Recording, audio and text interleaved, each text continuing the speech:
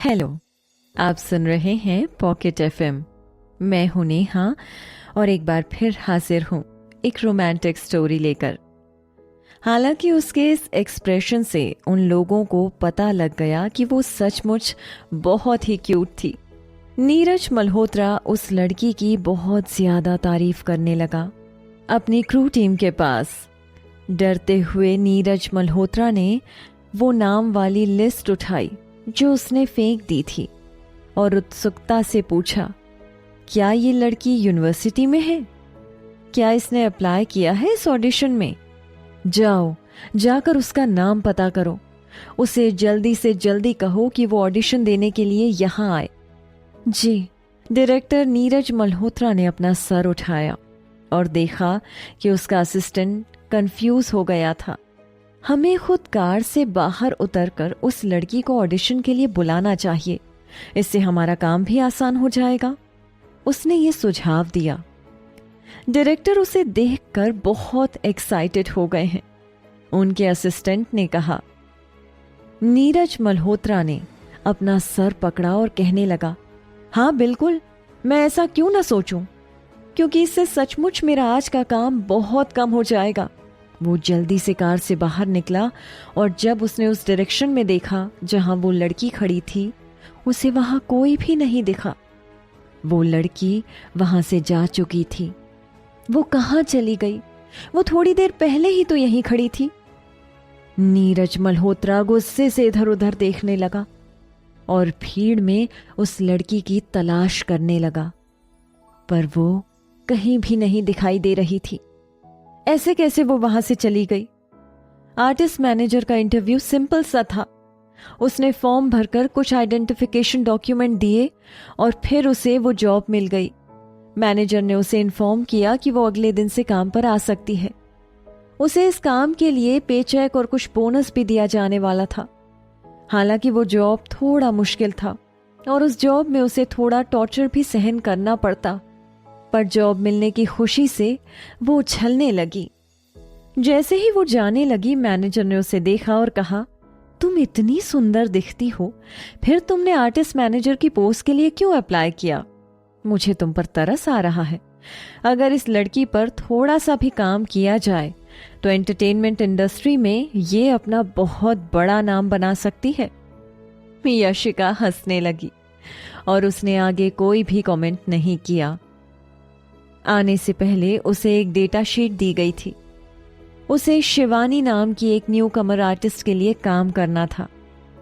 ये कहा जा रहा था कि उस आर्टिस्ट के पीछे कोई पावरफुल इंसान था जिसने उसे कामयाब बनाया था। ऐसी अफवाह भी थी कि किसी तरह की डील करके उसे अपने लिए वो रोल मिला था। श्वेता वर्मा के सामने किरण अपना सर झुकाकर घर में कदम रख रही थी। ये देखकर वो अपनी बेटी से तुरंत पूछती है, बेटी ऑडिशन कैसा रहा? पर उसका उदास चेहरा देखकर उसका दिल ठंडा पड़ गया। क्या हुआ बेटी? अपनी बेटी का उदास चेहरा देखकर उसने जल्दबाजी में उससे पूछा, क्या तुम ऑडिशन में फेल हो गई? श्वेता ने पूछा। अगर मैं इस मूवी की फीमेल लीड के लिए सिलेक्ट नहीं हुई तो क्या हुआ? बाकी डायरेक्टर मुझे जरूर कास्ट करेंगे, किरण ने उससे कहा। तो फिर तुम्हारा चेहरा क्यों मुरझाया हुआ है? श्वेता को उसका बात पलटना पसंद नहीं आया और वो गुस्से से लाल हो गई। श्वेता के बार बार पूछने पर किरण ने उसे सब सच सच बता दिया। वो पूरे कॉन्फिडेंस के साथ ही ऑडिशन देने के लिए वहां गई थी। कपड़े, मेकअप सब अपनी जगह बिल्कुल ठीक थे। इस ऑडिशन के लिए उसने ओरिजिनल नॉवेल तक पूरी पढ़ ली थी और उसकी स्क्रिप्ट को भी अच्छे से याद कर लिया था। उसने उस स्क्रिप्ट में से एक बहुत ही इमोशनल सीन भी याद किया था, जिसे देखकर सबकी आंखों में पानी आ जाए। उसने कई बार उस सीन की मिरर के सामने खड़े होकर प्रैक्टिस भी की थी। उसे लगा जैसे वो कैरेक्टर के अंदर पूरी तरह से उतर गई थी। पर जैसे ही वो ऑडिशन देने के लिए अंदर गई, उसे कहा गया कि ऑडिशन लेटर के बिना वो ऑडिशन नहीं दे सकती। हालांकि तेरा मेरा प्यार के प्रमोशनल शॉट में ये बताया गया था कि इस फिल्म के फीमेल लीड रोल के लिए देश भर में ऑडिशंस चल रहे हैं और इस ऑडिशन में किसी भी उम्र की लड़कियां पार्टिसिपेट कर सकती हैं।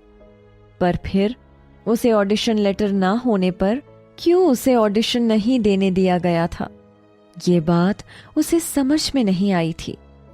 क्रू के हेड ने उसे बताया कि आलोक कपूर के फैंस की फॉक्स एंटरटेनमेंट के एंट्रेंस के सामने इतनी भीड़ देखकर लास्ट मिनट पर डायरेक्टर ने ये डिसीजन लिया था।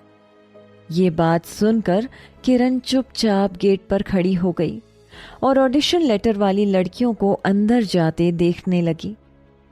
जब वो वहां आई थी वो पूरी तरह से कॉन्फिडेंस से भरी हुई थी, पर जब उसे अंदर नहीं जाने दिया गया तो उसे लगा जैसे वो हार गई। हालांकि उसे एक चांस दिए बगैर ही उसे फेल कर दिया गया था, पर वो इस रिजल्ट को एक्सेप्ट नहीं कर पा रही थी। इन सब के कारण उसे बहुत गुस्सा आ रहा था। गुस्से में श्वेता ने अपनी बेटी से पूछा, अब ये ऑडिशन लेटर क्या है? क्या हम उसे ला सकते हैं और हम उसे कहां से ला सकते हैं? किरण ने एक लंबी गहरी सांस ली और उसने कहा, मैंने आसपास पूछा।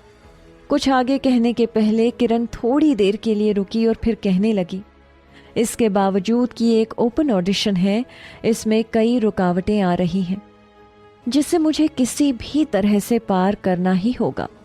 ऑडिशन लेटर वो इनविटेशन है जो कि प्रोडक्शन क्रू ने दिए हैं या फिर शो बिजनेस की नामी हस्तियों ने दिए हैं। कई एंटरटेनमेंट कंपनीज ने इस अपॉर्चुनिटी के बारे में सुनकर अपनी सेकंड रेटेड मॉडल्स को ऑडिशन में एक चांस देने का भी सोचा है, जिससे कि उनकी मॉडल्स भी शिवानी की तरह एक ही फिल्म से बहुत ज्यादा फेमस हो जाएं। क्या इसका कोई भी चांस नहीं है कि तुम्हें वो ऑडिशन लेटर मिल जाए? इस सब से श्वेता को बहुत धक्का लगा। उसने अपनी बेटी को वहां पहुंचाने के लिए बहुत कुछ किया था और उसकी बेटी से उसे काफी उम्मीदें भी थीं। वो तो यही उम्मीद कर रही थी कि एक दिन उसकी बेटी जरूर फेमस हो जाएगी। अब उसका ये सपना जैसे टूट गया था। किरण के दिमाग में ख्याल आया जिससे उसकी आंखों में एक चमक आ गई। उसने किसी के बारे में सोचा और कहा, चिंता मत करो, मेरे पास एक आइडिया है। काफी रात हो गई थी।